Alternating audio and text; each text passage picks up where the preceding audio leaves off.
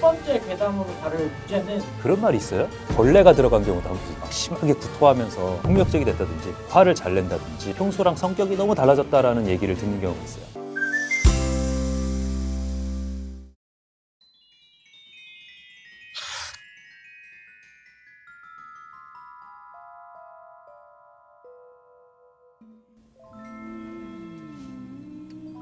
안녕하세요. 최석재의 유튜브 역과 석재쌤입니다. 오늘 스튜디오 분위기가 미스테리한 그런 느낌이죠. 오늘의 유튜브 역과 주제는 바로 건강 괴담입니다. 우리 주변을 은밀하게 떠돌고 있는 건강 괴담. 그 진실은 이거 계속 못해요. 이 목소리 언제까지 이렇게 해도 PD님. 이게 뭐야? 나 김성주 씨도 아니고. 자, 유튜브 학교 오신 여러분 환영합니다. 첫 번째 괴담으로 다룰 주제는 귀에서 삐 소리가 나면 전생에 알던 사람이 죽는 것이다. 그런 말이 있어요? 그 원인을 정확하게 알고 나면 그런 얘기를 조금 덜 할 수 있지 않을까 그런 생각이 드는데요. 이명의 종류에 대해서 한번 설명을 해볼게요. 일단 이명은 두근두근 박동성 이명과 삐 하는 비박동성 이명, 이렇게 두 가지로 좀 나눠서 얘기를 해볼 수가 있어요. 박동성 이명 같은 경우는 우리가 뭐 달리기를 한다든지 아니면 뭐 계단을 이렇게 갑자기 올라갔다든지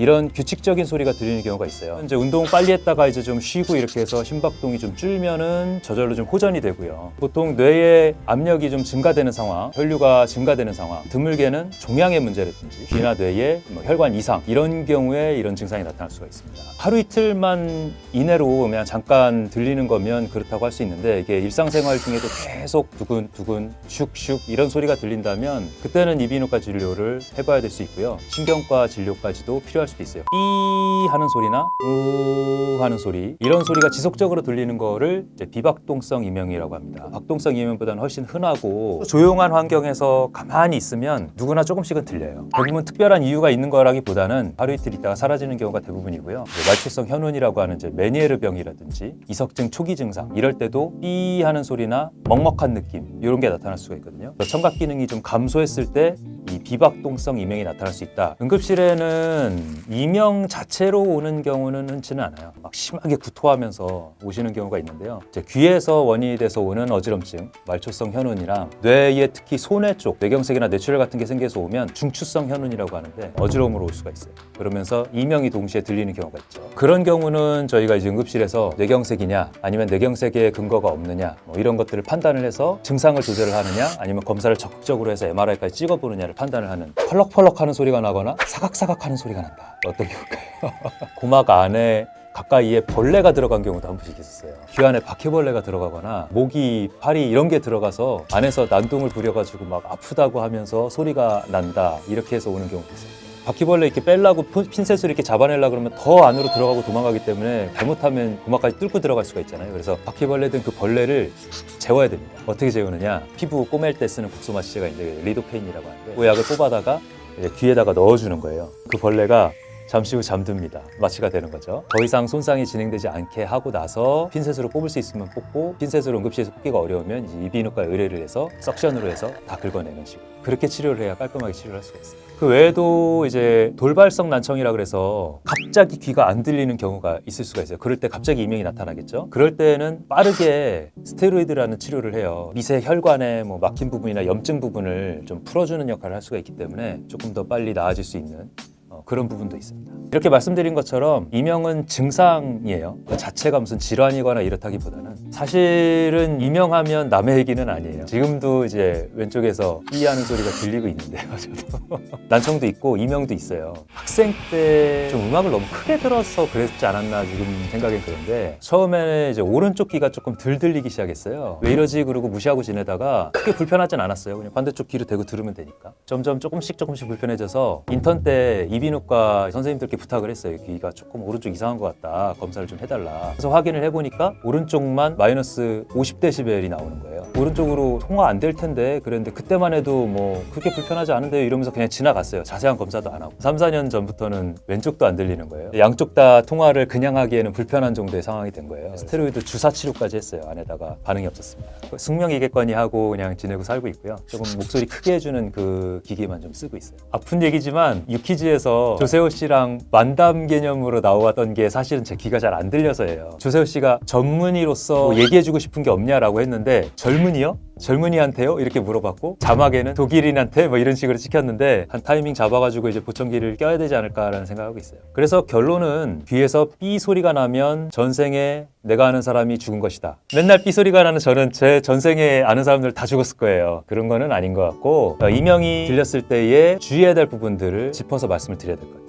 갑자기 귀에서 삐 하는 비박동성 이명이 갑자기 생겼다 이렇다 그러면 돌발성 난청이 갑자기 발생해서 내 귀에서 들리는 소리가 줄면서 이명이 나타나는 걸 수 있으니까 검사를 꼭 해보셔야 됩니다. 왜냐하면 초기에만 치료가 가능한 부분이 있기 때문에 그 다음에 이제 박동성 이명으로 두근두근 슉슉 이런 양상의 혈관성 증상이 나타났다. 머리 안쪽에 혈관 문제나 아니면 심장 기능 문제 이런 것들을 확인을 한번 해보셔야 된다. 이명과 함께 어지러움, 구토, 배멀미를 계속하는 것처럼 그렇게 오시는 경우는 말초성 현흔 가능성이 높기 때문에 응급실에 오셔서 수액 달고 조절을 하시면서 몇 가지 기본 검사를 하셔야 될 수 있다는 말을 전해드리고 싶습니다. 꿈을 많이 꾸면 우울증이다라는 말이 있어요. 제가 요즘에 꿈을 좀 많이 꾸거든요. 아 그래요? 그래서 혹시 제가 우울증에 걸린 건가요? 이거는 어떻게 보면 좀 일리가 있어요. 일리가 있다고요? 꿈을 많이 꾸면 우울증이다? 꿈과 일단 관련된 유명한 영화 몇 가지가 있죠. 인셉션. 이 영화 벌써 나온 지 10년 됐어요. 정말 재밌게 봤었는데 주인공 코브가 타인의 꿈에 들어가서 생각을 훔치는 특수요원입니다. 그런데 이 코브에게는 정신적인 트라우마가 하나 있죠. 아내 멜의 자살. 아내 멜은 현실 도피, 우울증 이런 증상을 가지고 있었는데 꿈과 현실을 혼동하면서 하필 결혼기념일에 자살을 하는 사건이 벌어집니다. 인셉션 영화 말고도 꿈과 정신질환에 관련된 다양한 영화들과 그리고 문학들이 있어요. 그만큼 꿈과 정신질환의 연관성이 많이 있다는 그런 얘기가 될 수도 있겠죠. 우리 뇌는 대뇌와 그 다음에 소뇌 그리고 중뇌, 숨뇌, 연수까지 포함해서 밑으로 이제 척수신경으로 이어지는 이렇게 구분이 되는데요. 대뇌의 안쪽으로 점점 들어갈수록 본능에 가까운 부분들의 역할이 있어요. 변연계라고 하는데요. 감정을 많이 담당을 하고요. 아미그달라라고 하는 부분에서 공포와 불안을 담당을 해요. 이 편도체는 파괴가 되면 지능은 정상인데 두려움이 없어요. 고양이 앞에 쥐가 있는데도 두려움 없이 고양이 앞을 자유자재로 지나다니는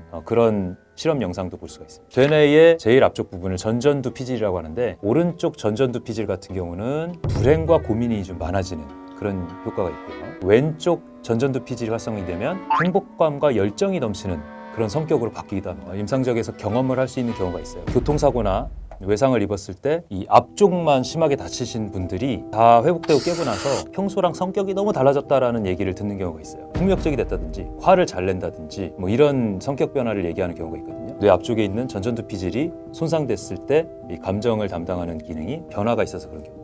꿈에 대해서 한번 이제 얘기를 해볼게요. 꿈 꾸는 게 좋을까 나쁠까? 건강한 잠을 푹 잘 자는 사람은 꿈이 잘 기억이 나지 않는 게 정상입니다. 10시에 예를 들어서 잠이 들었다. 얕은 잠에서 시작해서 레벨 1, 2, 3, 4까지 해서 깊은 잠으로 들어갔다가 1시간 반 단위로 이렇게 잠에 웨이브가 있으면서 점점 깊이가 얕아지다가 깨는 게 이제 일반적인 잠의 패턴이거든요. 얕은 잠의 단위 이름을 렘수면이라고 하는데요. 몸이 움직이지 않는 가위 눌린 상태처럼 돼 있지만 머리 안에서는 막 뇌 신경 활동이 벌어지고 있는 순간이에요. 꿈도 꾸고 잠꼬대도 하고 심지어는 실제로 근육으로 신경 전달이 돼서 발을 헛발질을 하면서 깨어나기도 하고 이런 것들이 다 렘수면 때 일어나는 일인데 그 꿈을 기억을 하게 되는 거죠. 꿈을 매일 꾼다면 자기도 모르게 잠이 깊게 못 들고 각성돼 있는 상황이라는 뜻이 될 수가 있어요. 여러 가지 이유가 있겠죠. 같이 자고 있는 사람이 잠꼬대나 콧소리가 너무 심해가지고 나를 자꾸 깨워, 자꾸 뒤척여가지고 나도 알게 모르게 깨, 뭐 이런 경우가 이제 제일 흔할 거고, 부부도 잠을 잘 때는 따로 자는 게 잠의 측면에서는 좋은.